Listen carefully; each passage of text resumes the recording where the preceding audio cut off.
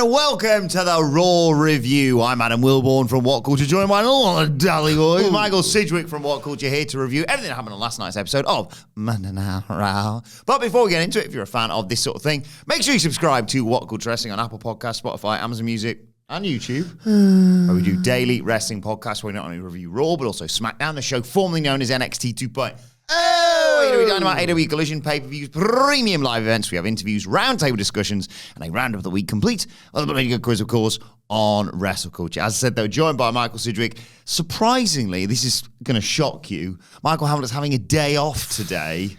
So out of character, I know. Where are you going? Where are you going with this one? Oh, I know where you're going. Yeah, keep going. There. You're joking. Not another one? It's kids' Christmas stuff. It's nice. I've got it on Thursday afternoon. Yeah. So it's just me and Sidge here to review Raw, the go-home ahead of Saturday night's main event. Thoughts? Meh. I thought it was a decent go-home, and I enjoyed the New Day getting booed out of the building and Seth and Punk taking chunks out of each other. Really, really, really strong CM Punk promo. A really great reaction. Or was it to the New Day? I will get into that, and I might be a bit of a crushing bore. I usually say that, storyline developments, the interconnected universe, the world, all spot on if you like it. Shame the wrestling is so incidental and mediocre. At times it was worse than mediocre for me. So we'll get into that, won't we? Yes. But most importantly, the right team won, as we will get into in due course a little bit later. But the world champion opens this show. Gunther comes out and says that Finn Balor's made a grave mistake. Balor now has his attention. Can I just step on your dick for a moment? Go on. You've missed something at the very start of this show. Was this the New Day coming through and being mugged off, basically? We predicted that they would sell this roster-wide last week's betrayal of Biggie. I mean, let's take the victory lap, dude. Sorry, I forgot about this bit. Yes, remember it next time.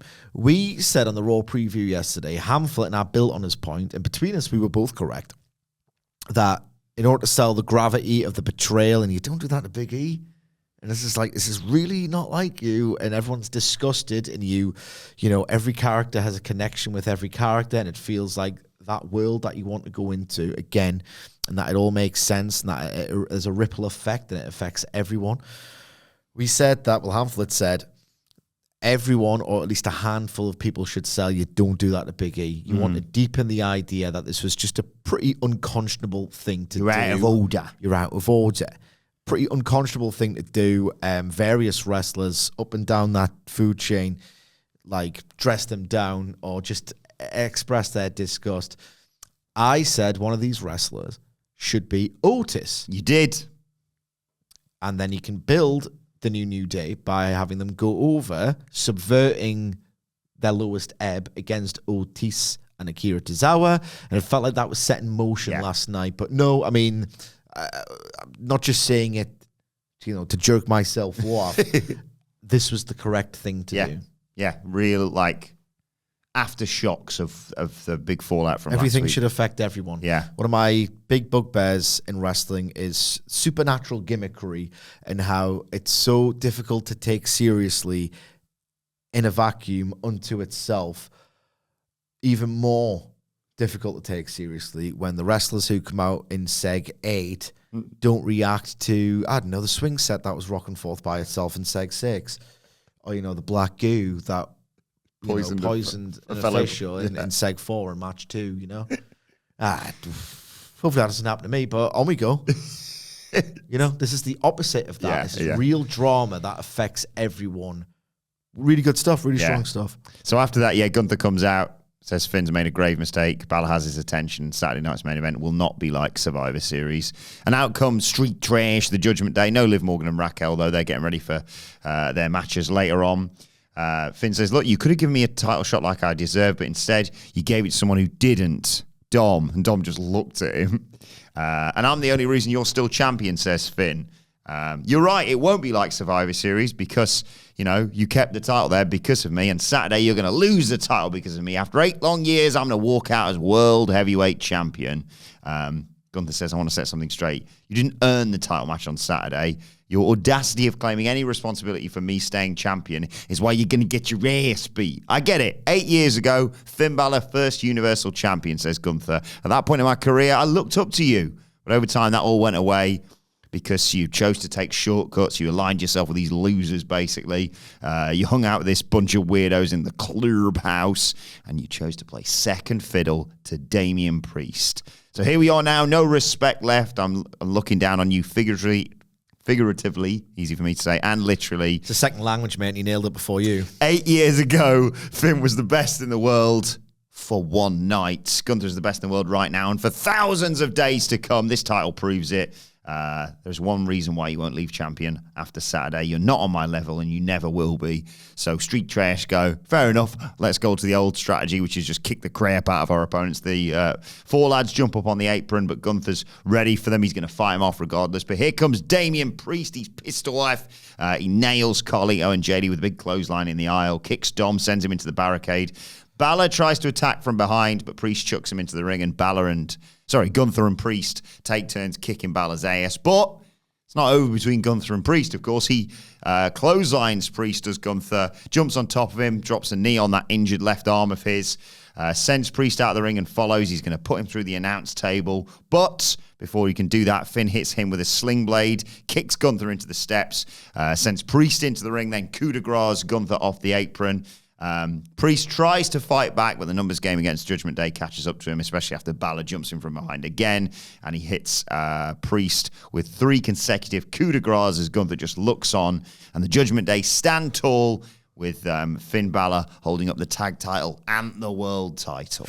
Yeah, it's time. I'm just so ready for the Judgment Day and this incarnation of the group to be over. What's sad, I was mixed on this. I mean, I said mixed feelings. Not really. I don't have any feelings. Yeah. Mixed thoughts. More like it. Thought one was, well, doing this World Heavyweight title match on Saturday, as we'll get to, is going to, I think, make it a little bit more... I mean, it'll be a hackneyed trope triple threat match, but...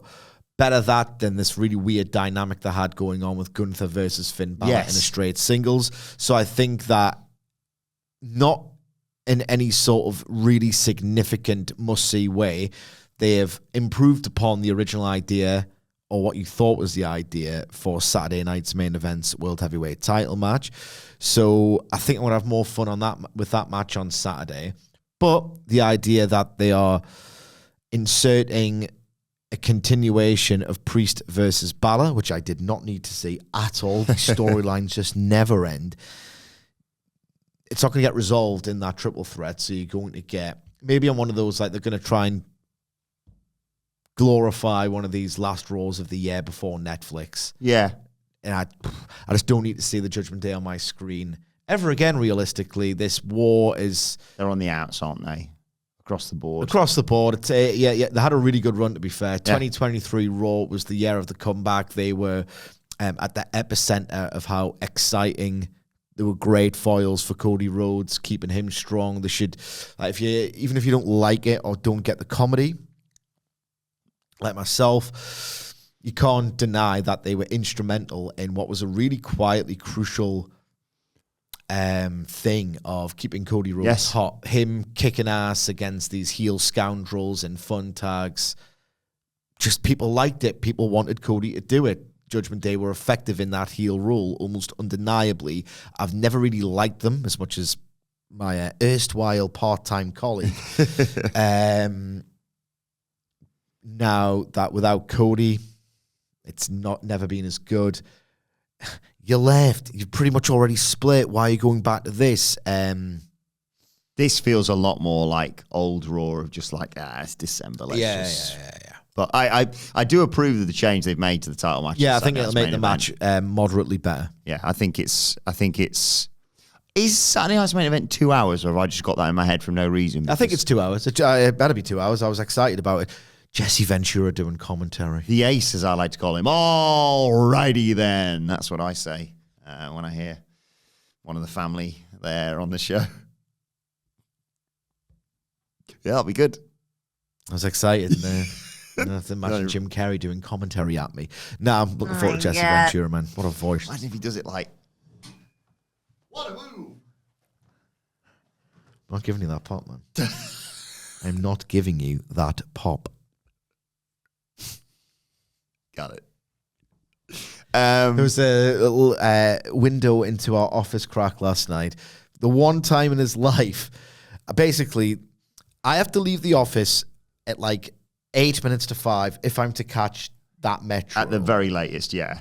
It's like 9 minutes to 5, putting the laptop away, putting my bag on, and I'm just about to head for the door, and I hear Wilbourn go, Sidge, look at this. And like, I didn't mean to be so cutting, but I went, I know you want to pop.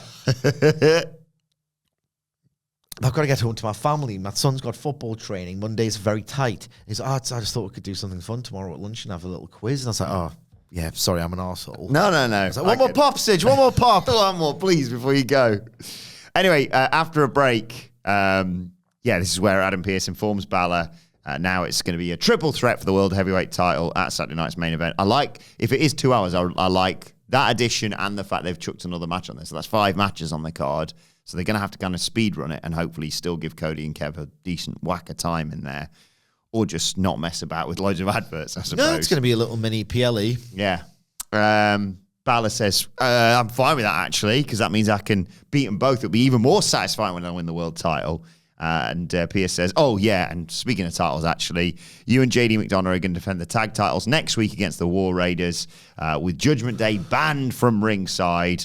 And obviously, Judgment Day Street Trash flip out at this. But Liv, who's already kind of fed up of Finn being like, when you listen to Finn, we win, says, ooh, good luck with that one. And by the way, have you got any advice for our matches tonight, seeing as, you've got everything under control? After all, we just want to listen to Finn so we win. Finn's like, I've got to go and think about this. She's like, it's fine. Don't worry about it. She's mugging him off in front of his pals. She is indeed. Yeah. I mean, hopefully it all ends soon. Yes, I think, certainly Dom's more than fed up of Finn Balor. So I sense when those tag titles go in a different direction, that's probably what's going to happen. Yeah. Normally, it's Hamflet getting excited about Monday Night Raw, but I woke up this morning to a very excited message from Michael Sidgwick regarding Monday Night Raw saying, you will not believe who sat at ringside. And I saw it, and then you reminded me to mention this again. You were like, I can't believe it. Is that professional bull rider Colton Hevelow at ringside? I didn't even know what f***ing sport it was. They were PBR, yeah. I think they own something like, I swear I heard like Endeavor or TKO or whoever it is, own now PBR, professional bull riding. I was like, what the hell's PBR? Yeah. The PBR, goddammit, it's the Invitational. You know that, Sidgwick. I had absolutely no idea. I mean, the outfit was probably a giveaway. TKO acquire PBR. There you go. So we're going to get more professional bull riders. I mean, I want to see some wrestlers doing that. Yeah. Like, could have done some, Beast Mortos was in a different promotion. They could have done some pretty good cross promotion there. Yeah. Oh. It's all right, though. He's in the better promotion, losing on Rampage every week. Right. Following that, we got the highly WhatCulture.com/shop. If you're watching on YouTube and thinking, look at that mug. And he's holding a nice cup. Yeah. Because that's so nice. Nicholas has devised a hell of a logo there. He has. He's done a great job. And there's main channel logos as well. Hats. Hoodies. Yeah. Tees. Some great stuff. And a wristband as well. It's really well made as well. We've actually seen it all. You got the wristband on. Prototypes. Yeah. So it's time for the Final Testament and The Miz versus the Wyatt Six. Very early on, we went to a break after the Wyatts cleared the ring and Miz had to save cross from a quick Sister Abigail. When we come back, Final Testament in control. Joe Gacy's in trouble, but he hits a handspring clothesline and makes the hot tag to the wonderful Eric Rowan. Miz comes in and just gets his ass handed to him. Rowan hits him with a suplex into a cutter, which gets two, but AOP stops the pin, and then they attack Dexter and Uncle Howdy. They double powerbomb Rowan. Gacy and Loomis attack. I love this from them. They kick AOP out the ring. Loomis sends Gacy through the ropes for a dive. And then I don't know what, was it like a flying leg drop, but just to the pile from Dexter Loomis? I've never seen something like that. I mean, he almost... it was wild. Did not get caught. A flying backwards leg drop. Yes. A cannonball without holding his... I did say... Oh my God. I went, oh dear, because I thought he was going to get his bloody ankles shattered. Yeah, let's go. So, and then it's Howdy in there. I think Miz was in there, and then he manages to escape because Cross tags himself in. Cross. Carrying Cross. So Howdy's cleaning house, but he goes to hit the ropes, and Scarlett trips him up, and she's like, you can't do anything to me. And then creepy Nikki Cross appears. What a living she makes. To scare. Absolutely incredible. You know, you were talking yesterday. I can't remember what pod we were on. You were talking yesterday. Lonnie Poffo did more than her in WCW. You were talking yesterday. It was about Mox. We were talking about Mox, and you were like, maybe he's got great intentions and he wants to save AEW, or maybe he's seen an opportunity to say, I try and take over AEW, and finally someone dethrones me, and for the soul of AEW, and in the process, I get like an title, right? Yeah. It did remind you of when it was like Nikki Cross was like, I'm a superhero for the kids, but I have to win the world title. Yeah. Like, that's a chance that happened as well. I mean, she had a horrible bit of booking after that, obviously, but... Who didn't? Yeah, it was a dark, dark time. Anyway. No, not for me. I liked it. She scares Scarlett, who runs away. There's a Thez press off the steps from Nikki involved in all this. Howdy goes for her sister Abigail on Cross again, but Miz saves him. He eats the mandible claw, but in amongst all this, who should appear but Paul Ellering? And he's back to hoy powder in his face. And Cross hits the final prayer to get the 1, 2, 3. Our boys won! Yes! They did! It's probably not the best idea. I don't care about the Wyatt Six, so let's go! I don't care. Me neither, I don't care. And I think it's one of those, it's the weirdest act, because they managed to get me to soften my resolve about this kind of thing, because they thought deeply about it, and I appreciated just the extent that they went to tell you there's no supernatural thing going on. Really, they're just disgruntled, spooky, and they've adopted little avatars for themselves in a not too dissimilar way to the Great Muta or Cactus Jack or the Painmaker, who, still yet might find love. Yes.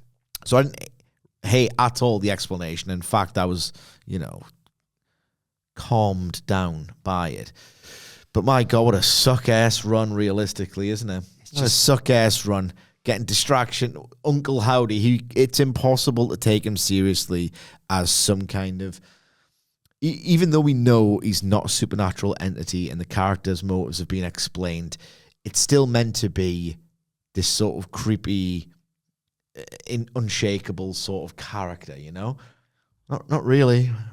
I didn't think this match was up to much at all. It was just kind of sludgy, just kind of there. Some moves happened in the order, and then Hamflet's big thing on Supernatural Wrestling, which has always tickled me and just really nailed how dumb that sort of thing is at its core. And yes, even though they're not supernatural, they did commit a massacre. And, they did promise a massacre and deliver upon the massacre. Them just standing politely on the ring apron, just waiting to get tagged in. And, it can't get disqualified, but what about the pay window? It's just dumb. All of this is quite inherently dumb. It's very rare that I can get anywhere near on board with this sort of thing. Yeah. It never ends well. And I'm glad they've lost Unless Mick Foley gets involved, it never ends well. I don't want them taking up too much time on my show. Like, I've got a lot more stuff that I'm far more invested in, and I think is far more successful than this. It's a lovely gesture, obviously, like you're saying. Yeah, I mean, it would have been nice if it was just like a kind of a one-off. Yeah, like they beat, was it American Made in that quite thrilling, like plunder tag? That was really fun. Yeah. If it was just right, we've done it now. We've done the tribute, like an elongated tribute, because we can't take them seriously now. They have just lost to... I mean, everything's so well done story-wise for that audience, but ultimately you've lost to a team that really people only like ironically, and they're on the under part of that undercard, But they're not headlining WrestleMania or doing anything significant anytime soon, it would seem. They've kind of botched this act, but I don't blame them. It was as good as it was going to be for a while, with the exception, like Ronan Gacy could still be tag champs. You know that they can really go. It's not unsalvageable, but they've clearly lost interest. It's just such a tightrope to walk. Like, you have to push them heavily if they're as powerful in their own minds as they say. I think you'd have an easier job getting a babyface reaction to The Miz winning the world title than just maintaining a year's of good booking of the Wyatt Six. Yeah, it's one of those, but like, it just, Nikki Cross, who is in fiction this terrifying entity who terrifies people and kicks ass all the time. Why isn't she in the Intercontinental title tournament? Yes. Because, and the answer is, you have to go, you can't go. It's like a company takeover angle. These big swings where you're portraying these characters as like nigh on invincible, horrifying entities. If they can't win titles, what we're doing here, it's just a waste of time. Yeah, I completely agree. It wasn't to begin with. It is now. But more importantly than all that, they think they're not over. They aren't now. Let's stop talking about them, because we're not here for that. Let's be perfectly honest. We're not here for spooky stuff. We're here for Karrion Kross. And I thought it was really funny that Paul Ellering's back and they're like, throw powder in its face. And he doesn't really... Its face. Yeah. Doesn't really care if it hits the Miz as well. Like, he's just sort of there. And they're like, thanks, I suppose, for saving me from the Sister Abigail earlier, but who cares? As long as I get the win in Karrion Kross's mind, I can't sacrifice anyone, to be honest. Now, and yes, it's going to be interrupted by some spooky interference or whatever. Party time. Like Christmas party for the Final Testament. Yeah. What does that look like? That's what I want next week. I do actually want to see that. I want to see, come on, miss, let's do some karaoke, pal. Because Karrion Kross, as we've discovered, is absolute patter. Banter. Who did you mention is going to be at Saturday night's main event? Jesse Ventura. Who can do the best? Karrion Kross, let's have an interaction there. Please, knock 5 minutes off Cody and KO for me for this. That's the sacrifice. That's how good the impression is. Come on. Already heard it. If you haven't seen it, check out Chris Van Vliet's interview with him. It's absolutely fantastic. Right, before we move on, Sidge, I don't know if like the heating's broken in the office or whatever, but it is December. It's just a real chill has overcome this studio because it's now time for the Raw Riddle. God, the Raw Riddle gives me the creeps. Double Raw Riddle, of course, today. Yeah. Which one do you want to start with, mine or Brian's? Once you go Brian, there's no point in trying, so you go first. Okay. So, yesterday I pitched this to the Dadleys to test their noggin, and they conferred, and they have come back with an answer today. So, yesterday I asked you, Michael Sidgwick, Mary, let's just call her Mary, has 4 daughters, and each of her daughters has a brother. How many children does Mary have? Right. I'm either a total moron who cannot grasp the very easy trick of a riddle, okay? Or I'd like to think of it as a very honest and forthright person, and the idea of a riddle, albeit one designed for children to get them to think of something deeper. I don't communicate like that. I'm forthright, I'm honest. I don't like tricks. Don't like little tricks. So I'm not stupid. I'm too honest and forthright. So Hamlet had to tell me the answer because my dumbass goes 8, obviously. It's 5. Saying 5? So how many children does Mary have? Yeah, 5. 5. Bingo! Why did I need the help, man? Each daughter has the same brother. Just one, of course. So, yes. Now 8. But that's the thing. Here's the thing. I'll give myself a little bit of credit here for my failure to grasp a children's riddle that is designed for children to get. I know enough about... It's like, well, it's not 8 because it's like the QI thing. It's like they want you to think it's 8. That's a trick. They want to trick you into saying it's 8. I know there's a trick. I just can't figure it out. You should. So I was like, it's not 8. It's not 8, but I don't know the answer because I'm dumb. Do you ever watch the 1% Club? What the hell is that? It's a little quiz show hosted by Lee Mack. It's really good. I don't really watch proper telly anymore. It's got those questions. People like Taskmaster, and I'm like, It's got, I'd rather watch documentaries on YouTube, to be fair. Yeah, to be fair. That's probably superseding all that. But it's good because it's like 100 people in a studio. Staring at the abyss. 100 people in a studio. They all get asked the same question. And it's like 90% of the population would get this question right. Then it goes down 80, 70, and they're just eliminating people. And when people get eliminated, their £1,000 gets added to the jackpot. So you can win like 100 grand. Basically. I like that as a format. But like, yeah, the early questions. Steal that. The early questions are like riddles, basically. One of them, the one I was watching it yesterday when we were putting the Christmas decorations up, was like, Michael Sidgwick doesn't not like swimming. Does he like swimming? I was like, what? There's stuff like that, basically. Your riddle mind would be well trained by that. Because one of them was... Does it not? I can't remember the right amount of knots, so I might have screwed that up, basically. But it was, so-and-so doesn't not like swimming. Do they like swimming? All right, okay. Like, what? Anyway, over to Brian of the SmackDown Photoshop. Of course. Thank you, Brian, as always, for getting in touch. I always like the start of his email. A raw riddle, if you're not too creeped out, of course. A cowboy, for the purposes of this riddle, let's call him Sheriff Punk. Sheriff Punk rides into town on Friday. He stays 3 days and then leaves again on Friday. Michael Sidgwick, how did he do it? He does it, as Hamlet again told me. Because the horse is named Friday. Bingo! The horse be called Friday. These things are absolutely stupid. I'm stupid. These things are stupid. But you got both right. Double? No, I didn't. Double bingo? No. Okay. Well, that's this week's Double Raw Riddle. I'm going to have some ideation sessions about how we can replace this. Yeah, we're binning it next year, aren't we? This feature. Yeah, it's not very good. Not very good at all. I'm really running low on riddles, pal, as well. So good. I've done raps. I've done riddles. What's next? Well, I'll tell you what's next on Monday Night Raw, and that is Sheriff Punk, actually. He's got his sit-down interview with Jackie Redmond. A bit of banter about the Chicago Blackhawks. No idea. I don't care. She asks him about the favor. What is it? Everyone wants to know. And he says, now's not the right time to talk about it, you son of a bitch, I'm in.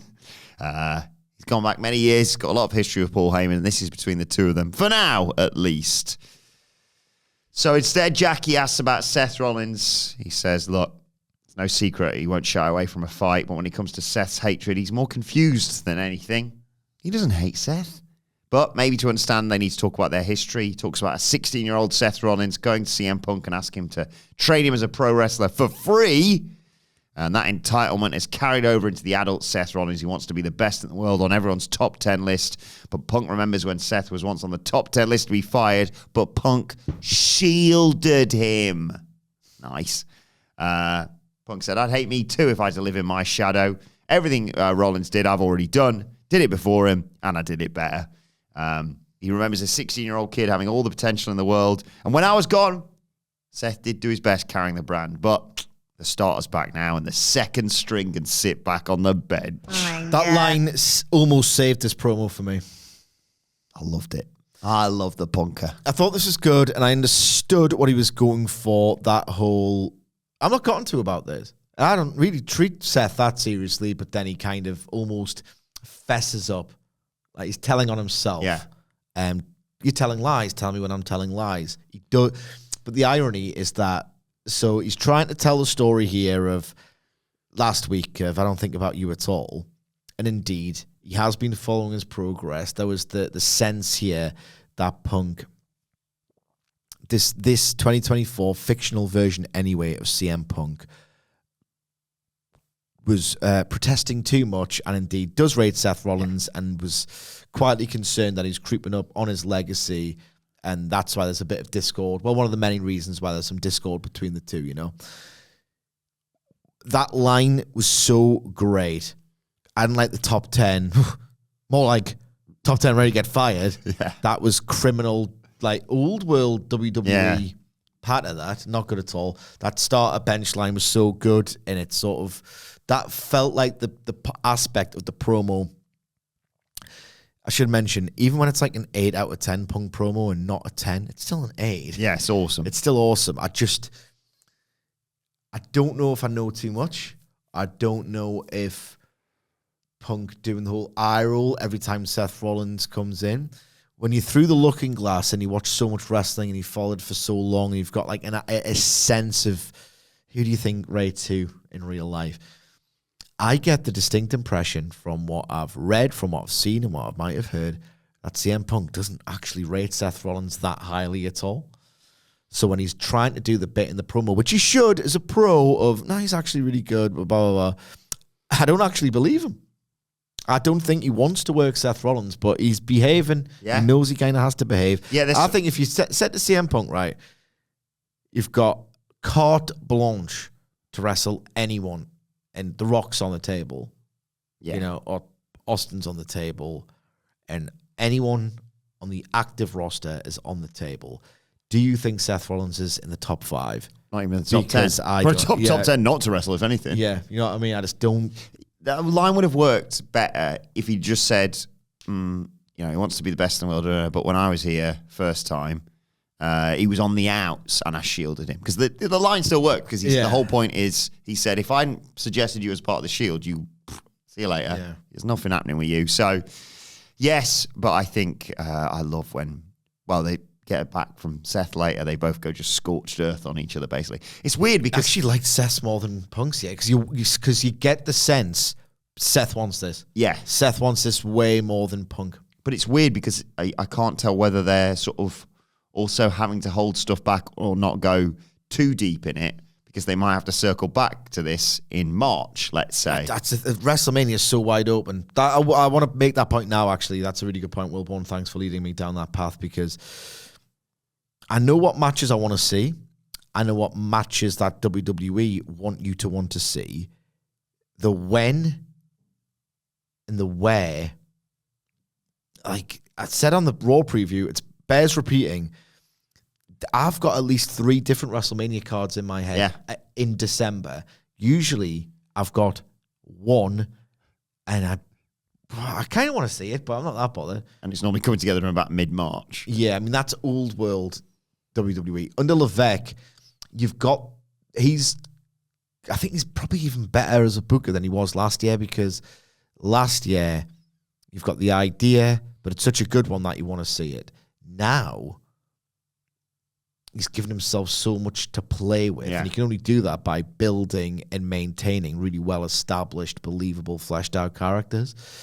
I don't know what WrestleMania looks like, but in the best possible way. It's better than most still builds, got to factor. It's not even started yet. I just don't know what it looks like. You still got to factor in. You look at the roster you've got right now with all the people you've alluded to there. Cody, Roman, Rock potentially. Let's just count him included in it, even though Jacob Fatu. Yeah. Bianca Belair, Jade Cargill potentially, Rhea Ripley. I mean, one thing is clear, and I'm in favor of the direction, as will be sort of all but revealed at the end of this show. Kevin Owens, Sami Zayn. Yeah. Jey Uso. I will say it's a good job that their top end of that card is so stacked, because I think there are, I don't want to say problems mounting in the undercard, but might as well go a bit big picture, because I've got very little to say about the matches that are to follow on this show. Motor City Machine Guns, beloved by virtually every wrestling fan who doesn't follow WWE. DIY's heel turn. Shinsuke Nakamura. The probable switch to War Raiders next week to allow the New Day to win the titles. There are wrestlers winning titles who aren't over. Yeah. And it's becoming a bit of a problem, and it really underscores the gulf between the top end of that card and the undercard. And the only reason I'm sort of allowing it is because I think they're taking one step back to take 5 steps forward by saying, oh, right, well, we've put it on this person. That means everyone's going to be ecstatic in April when hugely over person comes and takes it off them. And and to factor in as well, Charlotte Flair, Becky Lynch, Alexa Bliss, maybe John Cena's last year. Like, I'd probably have a 3-night WrestleMania for anything. For me, I'll stay a day longer in Las Vegas if I was going. Obviously, yeah. I'm not. Good about that. Roomies this year. Oh, you were roomies? Good fun. You're such a good roommate. You are as well. Thank you. We were, because it was a bit drawing straws, wasn't it? There was a bit of shenanigans with it all. And I think we weren't upset to room together, were we? It wasn't like Sidgwick got some bad news. I'd snore and fart all the time or whatever. Yeah. But you're like, oh, everyone else has got their own rooms. But hey, would recommend. Would room again. Would room again. I mean, here's the thing. You don't share the same space for like more than 5 minutes on a morning. Yeah, exactly. You were always up before me. I'm always up before you. Early riser. And I normally come in and collapse on the bed, don't I? Yeah. Flop forward. Yeah. Right, back to Raw. It's a weird match next. This wasn't advertised as far as I was aware, and it was completely needless considering she's in the semi-finals of the IC title tournament. They just had Liv Morgan beat Dakota Kai with a caveat, yes, of, PFC got involved. Who could possibly care? Yeah. But I just like, you want to give Liv Morgan a win, okay. Have her beat anyone else other than the person who's in the semi-finals? I didn't get this. And that's the alarm for bad booking going off right now. You can hear it. Morgan got chucked outside early to take us to a break. Come back. She's in control. Here comes the PFC. Morgan tries the Three Amigos, but Kai counters the last one, makes a comeback. She gets distracted. Shayna Baszler, Zoe Stark's there.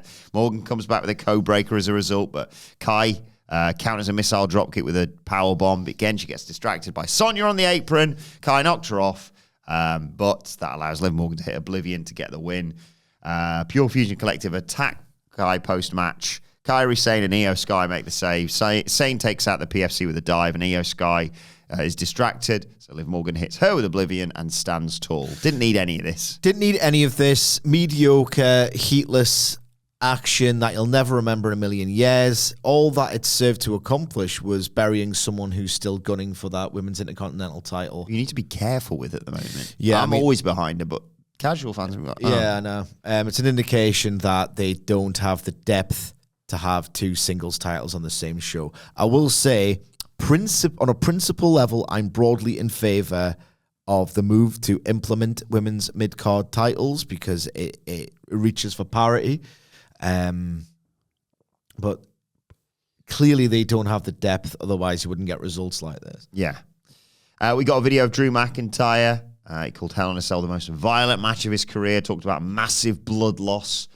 He returned to Scotland because his family needed him. He talked about 2024 should be in his year, but he kept getting distracted with this bloody CM Punk stuff.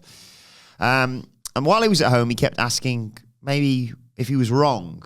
What if people can truly change? And then he turned on Survivor Series and he sees Roman Reigns teaming with CM Punk, Sami Zayn and the Usos right there for them, even with everything that Reigns has done in the past. He says, at least Punk took a bribe. I can almost allow that. The rest of you just sold out for nothing. That's when he knew he had to return to take out Zayn and Jey Uso. Just for clarification that he was the one to attack Jey Uso, who was medically not cleared. That's what they mentioned in the show as well. He says he can't change the past, but he can change the present, and I'll change the future. I will say this was fine. Delivery was fine. Not a huge amount of ceremony surrounding Drew McIntyre's return, which kind of lets you know what they think of him. Like, he's not headlining a night of WrestleMania. It feels like when Punk comes back, he gets the big in-arena treatment. An almost understated return for Drew McIntyre, considering how pivotal he's been to WWE's 2024. So the sort of weirdly subdued nature of this return aside, this again was illustrative of the well-oiled machine that is WWE ... at the top of the card at least. Yeah. It's one of those where sometimes feuds just have to end, even though the characters involved still would hate each other. And people just accept that. I like how, in the space of this pre-tape promo, Drew McIntyre has come back and told you why he's targeted Sami Zayn as opposed to going back for CM Punk. Yeah. Of like, business is done. He kind of had to say, I took my legs, I got my ass kicked a little bit there. I can't keep going back to that. And, at least Punk took a bribe and got something out of it for himself. That's Sami Zayn doing. Just quite elegantly done. Yeah. Elegantly handled. Really like that. And if we're going to sit here and do our own personal transfer market, I wouldn't necessarily have him at the top of my list, but I would bet money that Drew's probably jumping to SmackDown. And I think maybe that's why they're holding off on we don't want to plaster him all over Raw and then be like, and off to SmackDown you go. They're going to be like, bloody hell, what impact he's made on SmackDown. But we'll wait and see. I still don't really know when this transfer window, is it the January transfer window? Make it a lot easier for us Brits to remember that. One, it would be much easier for us Brits to remember. And two, there would actually be transfers in a January transfer window if that was the case. This January transfer window is a total waste of time. Sucks ass, doesn't it? Well, no one can spend money. We're talking about football here, soccer. Yeah. No one can spend money. No one wants to sell prized assets in January. The market slows to a crawl through PSR. I mean, the summer one was hardly, moving. I think Chesterfield might try and get a few more players in. Who signed anyone of note, really? Man U did a bunch of the standard spree of crap. It's always the desperation clubs. You never hear Liverpool. They got Chiesa. Oh yeah, for 10 million. Where is he? Is he injured? He's a crock, man. He's great on his day, but he's a crock. I remember there was loads of Newcastle fans going, 10 million, it's worth a punt. Not when you don't have the wiggle room, it isn't. This guy is a crock, and he hasn't played for Liverpool yet. It's December, come on. 4 points from Isak for me in the Fantasy League this week. Thank you very much for that. We got beat. I know. I don't care about that. No. All about the points, baby. So basically, any kind of transfer action in January, even if it's the Fed. Yeah, we'll take it. I'll take it. Have I told you my idea? I think maybe it was on the SmackDown pod, actually, yesterday. I said it. I was like, the moment I heard that, I was like, oh my God. Have someone do the Peter Odom wingy thing. Just turn up. I think I'll probably sign for SmackDown, actually. Oh, they offered you? No. It's Peter Odom wingy. He was a striker a few years back who I think was playing for West Brom at the time. On his way to QPR. Just drove to QPR, probably signed for these. And then it never happened, so he had to just drive back to West Bromwich. Which NXT character could you do that with? Because that's the thing, NXT, I'm going to go to the... Lexis King. Oh my God. Lexis Odom Wingy. Lexis King. Leaning out of a car window. Just to Adam Pearce. I was like, what the hell are you doing here? And he's like, I'm here to sign for Raw, obviously. Everyone wants Lexis King. But in his own head, he's made up that. I like that. Yeah. The bidding war, except no one's bidding and there's no war. I want that to happen now. The bidding war of 2025. Yeah. I like that a lot.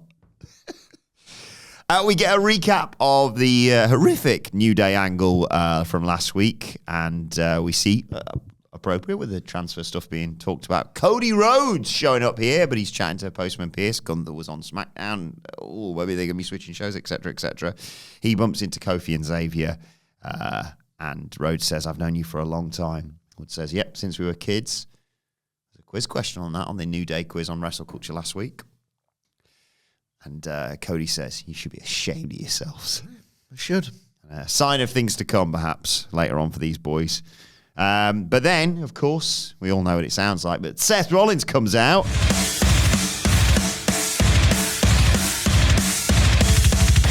Sick naked!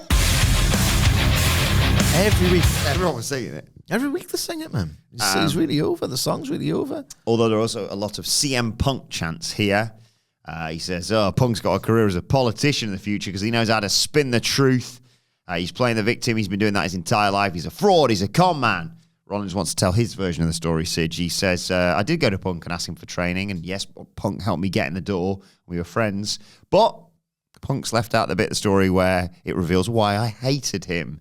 When Punk walked out of the company, Rollins called him as a friend, but Punk never responded. Punk did that to everyone. This is a shoot, by the way. If you didn't quit your dream job and didn't align with Punk... Remember Corey Graves, I'll fight you! If you didn't quit and align with Punk, you were evil. And then for the next 10 years, all Punk tried to do was tear this company down. Take things off my plate. What was that he said to... Was that Ospreay said that too? Oh, something like that. The love, they're always very... they need their food. Yeah.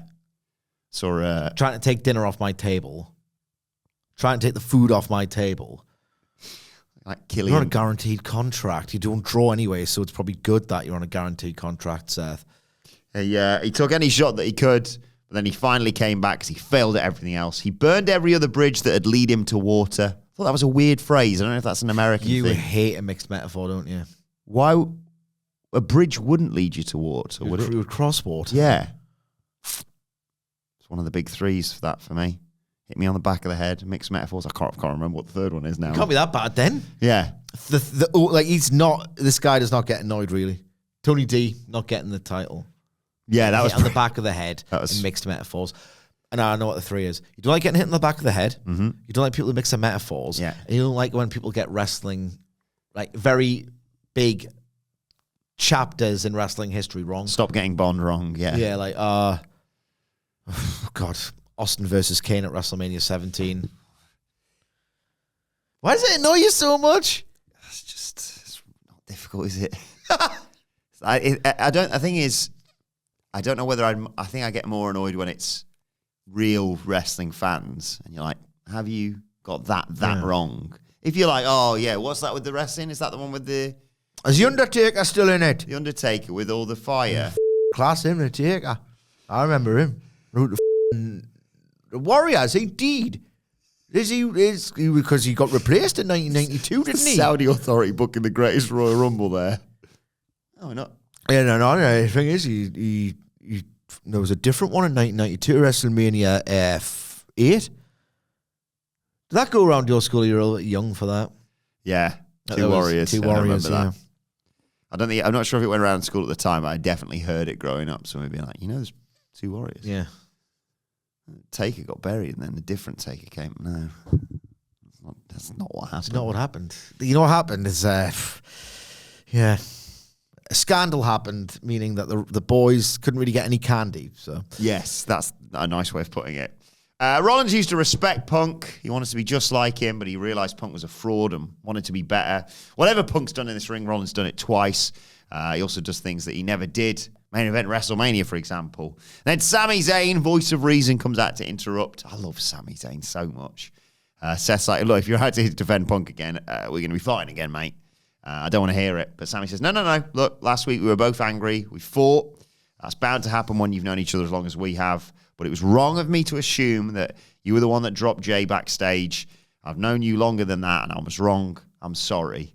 Sammy's one of the only people who could make saying that not sound like a bit of a bitch. Yeah. You're just like, oh, yeah, that's the right thing to say in that scenario. He is fundamental to the way that WWE tells their stories. What does this Levesque era look like if Sami Zayn's not in it? Oh, it's a good question. It's a very, very, very pertinent People question. think it's like, it is. Roman, Cody, but you need those. That's the thing. It's not, you need... It's a very it's like your herbs business. in your cooking, isn't it? Yeah, without that, it's just he's just meat and veg. He's the herbs. He's the pepper. He's the cilantro. Seth says, look, I'm glad, we go a long way back, 20 plus years, our kids play together. But when Jay goes down, I'm the first person you think of. Why is that? And Sammy says, look, because you were out your bloody mind last week. Go and watch. You weren't talking like yourself. Bloody tree. You were talking like the kind of person who points at everyone and acts like they're the only person with moral clarity. You sounded less like Seth Rollins and more like Drew. They did draw those parallels. Yeah. And Seth's offended at this. And Sammy says, no, I get it. Look, you're far better than Drew. But the thing is, with Punk, he brings out the worst in you. Maybe I shouldn't have got involved. From here on out, it's your business. Deal with it however you want to. Rollins appreciates it. Zayn's like, we good? How can you stay angry at Sami Zayn? I know. And Rollins says, look, I know it looks like you've got your own issues with Drew to deal with, so I'll leave you with that. And he leaves. And Sami says, good point, good advice. I'm going to handle that business. I'm not going to be running it back and listening to Drew talk week after week. Let's end it as quickly as it started. I've already talked to Pierce. Saturday night's main event, Drew versus Sami. And Sami storms off up the ramp, when he is attacked from behind with a cheap shot by Drew McIntyre, who jumps on top of him and punches him, and then he just glowers over him as we go to a break. I didn't expect Drew in the ring so soon. I think there's an angle alert for that match. Yeah. As I said, if it's 2 hours, 5 matches, I think either it's a squash. I think you want to squash Sammy, even though he's Teflon to that sort of booking anyway, or something's happening. Yeah, that he's got a stable lurking. Those Gallus rumours don't really go away, sadly. Yeah. There's something. It's not going to be a 12-minute back and forth Drew wins. I feel like there's something in the air. Yes, I agree. Women's IC tournament. That's where Drew McIntyre's from, of course. Something in the AYR. He is from Ayr of Scotland, isn't he? I believe so. Let's have a look. Let's have a little look, ski. Drew McIntyre is from... He's from Ayr. If I've been to Ayr, I've been to Glasgow, Edinburgh. I've been to Oban. Lovely little rural bit of Scotland. Scotland's got some beautiful rugged countryside. I've been through a lot of Scotland. I can't remember where I've stopped. Sure you have. Uni days. Huh? No. My dad used to take me walking there. I just missed the first week of school. I remember you telling me this every year. So I've been Fort William. I remember. You know I like to psychologically profile people, right? I've got a bit of I'm going to do a little psychological profile of you right now. Ooh. So only child. Yep. Yeah. Can you tell? Yeah. So that is, crucial to your makeup. You miss the first week of school an awful lot because you go on these lovely walks with your father in and around rural Scotland. Ben Nevis when I was 8. I'd done Ben Nevis as well. All right, I've seen it. Oh yeah, I climbed the. What if your quite desperate need for a pop at pretty much all times stems from you going on a holiday and missing the first week of school? You're seeing factions form. Yeah. You feel like you're missing out, and you feel like you missed the part. You feel like, do my friends still like me? Better overcompensate by doing pop, pop, pop, pop, getting a pop, getting a pop, getting a pop. It's good. It's a very good assessment. Scotland's beautiful, though. Scotland's nice. It is beautiful. I'm ready to some of the islands as well. Isla, Jura, I remember going there. I don't like how they don't like me as a default sometimes. What have I ever done to you? Women's IC title tournament, first round, triple threat next. It was Ivy Nile, Zelina Vega, and Lyra Valkyria. They immediately sent Ivy out of the ring. Lyra tries to roll up. Zelina gets one. Zelina gets a quick 619, but gets pulled outside by Ivy Nile. There's a power slam to Lyra by Ivy Nile for a 2 count. That takes us to a break. We come back. Lyra hits a tornado DDT for 2. Nile makes the save. And as Valkyria and Nile trade counters, Vega hits them both with a senton. She also hit a sliding powerbomb like Rey Mysterio out of the ring on Ivy Nile. She hits a meteor as they go back in on Lyra, and Ivy has to make another save. Nile looked good in here, hitting a double German suplex on both women. Vega hits Nile with a code red, but Valkyria breaks up the cover and hits Nile with a Nightwing for the 1-2-3 to advance, as you called. Yeah, decent results. I don't think much of this match at all. And there's a sequence where Ivy Nile and Valkyria are on the mat, and I'm thinking, I don't even know if you knew where to put yourselves. It was phenomenally awkward. Meant to be countering each other, weren't they? Yeah, just like they looked like they were working through treacle, completely different wavelengths. I didn't think much of the finish either. Less than subpar. Yeah, not even mediocre. This. Before the main event, we go backstage to see Rhea Ripley doing a bit of a back workout. Oh, my God. Oh, sorry. I thought that was like a workout playlist I was going to play there, but that bloody thing is playing up again. Should have called it the Battle of the Backs, really, shouldn't I? Because it's Rhea and Raquel. I mean, not really. Okay. Anyway, Damian Priest tells her to... Battle of the Backs. Rhea Ripley's told to eradicate Raquel by Damian Priest. But before the main event... God. Have you ever read The Secret Diary of Adrian Mole? No. It's so great, or at least my memories of it. I think it's endured, probably has. I might read it again, a bit of nostalgia. Fantastically well-observed portrait of like a young, pretentious man who fancies himself an intellectual. Hence why I could, because I also, as pretentious, as a teenager and thought of myself as probably way cleverer than I actually was.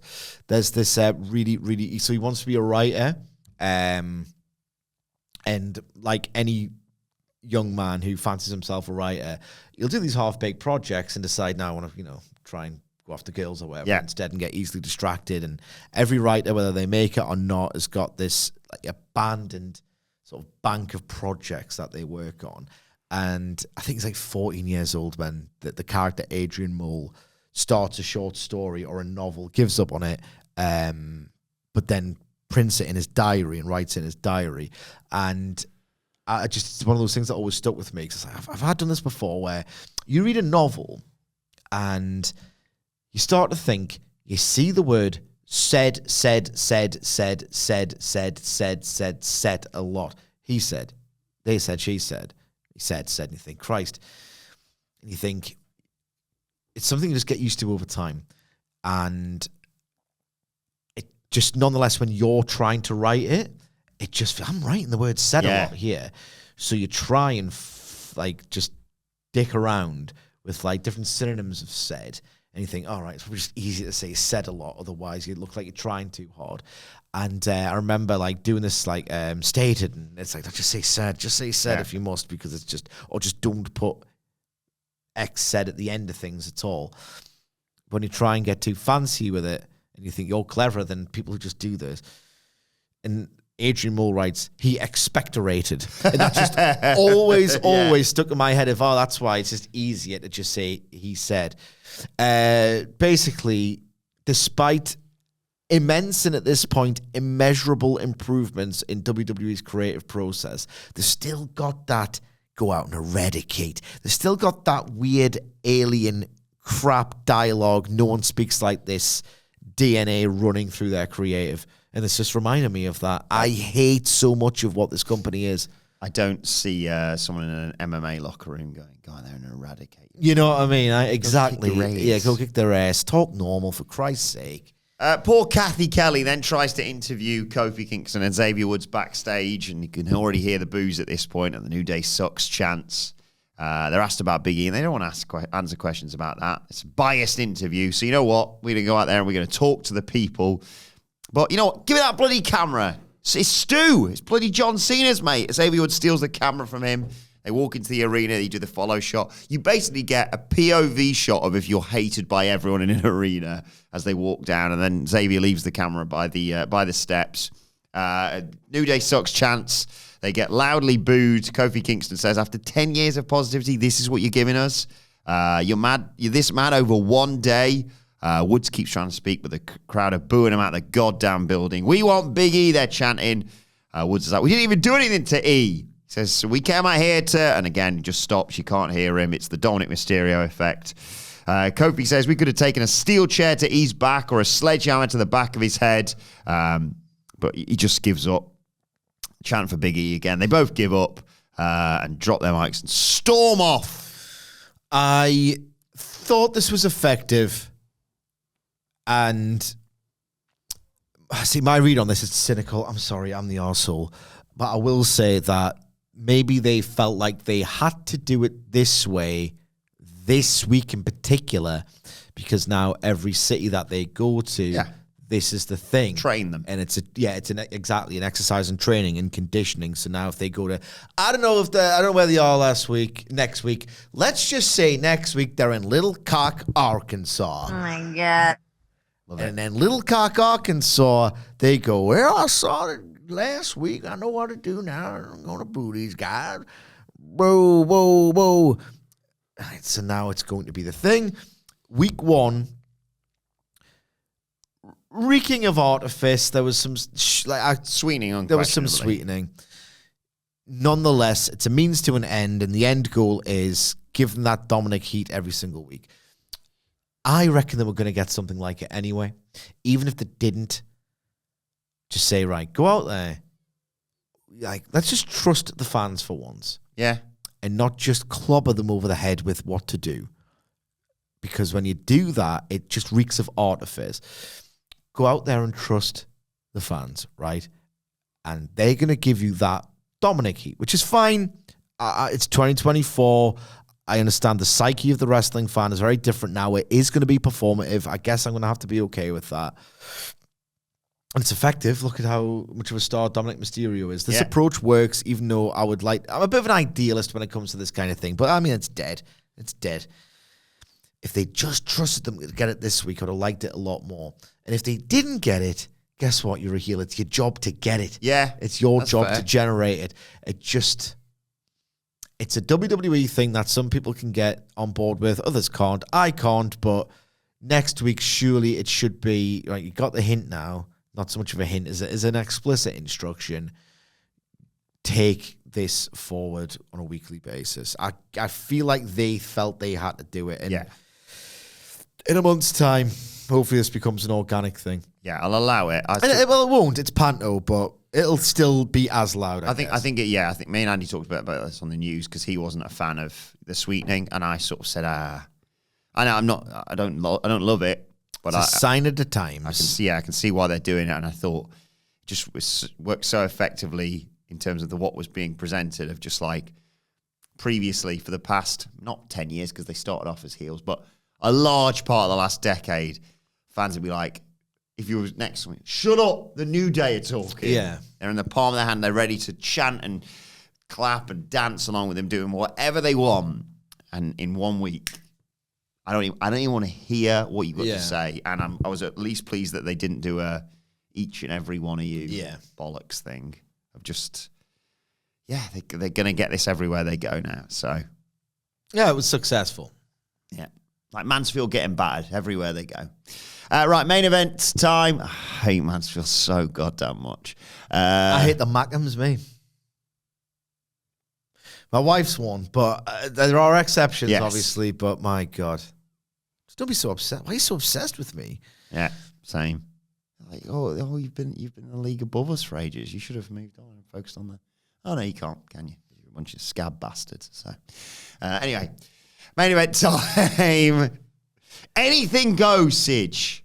Rhea Ripley versus Raquel Rodriguez. The Battle of the Backs, as people are calling it. Everyone's saying it. Rhea attacks Raquel during her entrance. I think we went to break during a Rhea entrance or something but they mentioned, because when they get in the ring, it's full of chairs. And has anyone said Rhea Ripley? Oh. As in her ass? Probably. Is that too clever for the gooners that she seems to Yeah, maybe also that. They just want to be the as middle. in R-E-A-R, Rhea Ripley. They want to be the middle rope too much, don't they? So do you, mate. Not a bad job, is it? Fine work. Just get on with the recap of the match. Yeah. So they fight around ringside. They go inside. There's a missile drop kick from Rhea. She sets up a table. They're fighting on the outside, but a nice move.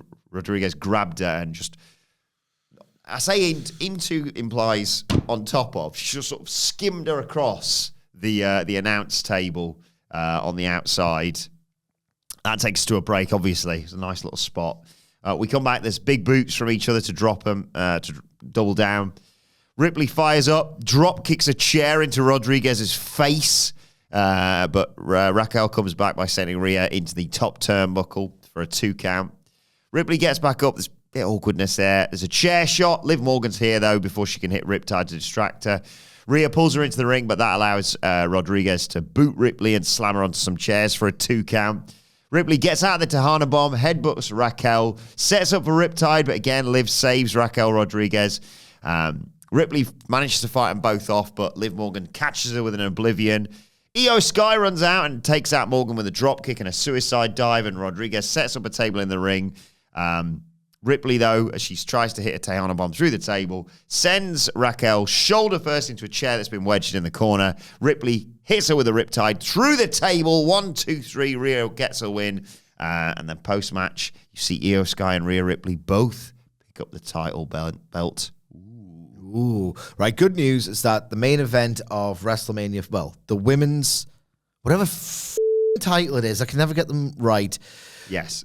Rhea and Io Sky are going to have a match over that belt at WrestleMania, it would look like, and that match has got the potential to be the very best women's match WWE can promote presently. Great, that's why you do these things at WrestleMania. So I'm positive about the direction because this soap opera stuff, while very effective during the summer, has sort of faded in popularity, and it's hard not for me. So selfishly, I'm going to get a really good match, or a great match rather, at WrestleMania. This was not a great match. This was a regulation plunder match that fell apart quite drastically towards the end. There was this weird botch where someone was meant to go onto a chair. Yeah. It was grazed, and then a very pissed off Rhea Ripley just was like, right, well, to get back on track, I have to go for a pinfall. Otherwise, it can just go further. If you miss so many beats, it just goes. Yeah. So like, get back on track so we can go from there and do the rest of the match as planned. Raquel Rodriguez takes this bump, and it's just like she doesn't do anything. She just kind of goes, and falls next to a chair. So Rhea goes, right, well, I can't pin you from that, but if I don't pin you, we have to have like a checkpoint. Yeah. So she just gets a chair and whacks her and pins her. Not the smoothest improvisation, but whatever. There's this other bit where even if you sort of, everyone botches, you know, not Bryan Danielson. I don't ever up. But even if you take the botch out of things, right, it's just these matches are so mindless and tedious to me. They have a potentially good idea where lurking by the corner, and I don't even know if this is meant to be the idea or if it's just sort of happenstance, there's like a chair rather, sticking up legs first. Yeah. Like, I thought they were going to do some teasers by doing like a suplex onto the chair legs, and what you do by doing that, and if you don't deliver it, obviously that's far too dangerous, but it's like that spot with the German from the ropes to the outside. You want people to make noise, that's the whole freaking point, and you want people to go, yeah. You want to I love hearing that. The tease of what you could do, not actually doing it. I just want to hear some gasps, some shrieks, some pops. I had nothing really other than, hey, these detached situation. There's no suspense to it, just spot to spot to spot. And it's funny because I always hear that WWE isn't the company that does that, but, well, could have fooled me. Yeah, I think we went into this anticipating they were going to have to do some sort of smoke. I mean, gobble. There wasn't quite a Turkarino. No, it wasn't quite a Turkarino. There's a little bit of Turkarino breast on the side. Yeah, it lost its way. Turkarino gravy. The right result, at least, I suppose. And like you say, a tease for something far better in the future. But I'm sick and tired of Judgment Day stuff now, I think. Yeah. Oh, Jesus. Not sick and tired, but I'm ready to move on. He needs to be off more often. You'll see the light. Right, let us know your thoughts on Monday Night Raw in the comments or on X. Sick and tired, yeah. At WhatCulture. Did something to me. At WhatCulture WWE. Watch, they can follow both of us. Follow Michael Sidgwick at Sidgwick. Follow me at Adam Wilbourn. Follow us all at WhatCulture WWE. As I said, make sure you subscribe to WhatCulture Wrestling, wherever you get your podcasts from, for daily wrestling podcast, the NXT preview, with our thoughts on NXT Deadline coming your way later on today. But for now, this has been the Raw review. My thanks to Michael Sidgwick. Thank you for joining us, and we will see you soon.